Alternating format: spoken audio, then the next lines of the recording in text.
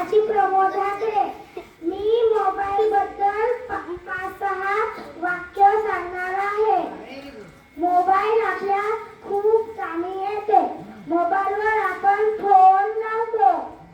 मोबाईलवर आपण गेम खेळतो.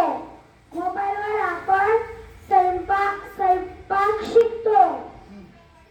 मोबाईलवरून आम्ही कविता म्हणायला शिकतो. मोबाईलवरून आपण डान्स करतो. मोबाईलवरून आम्ही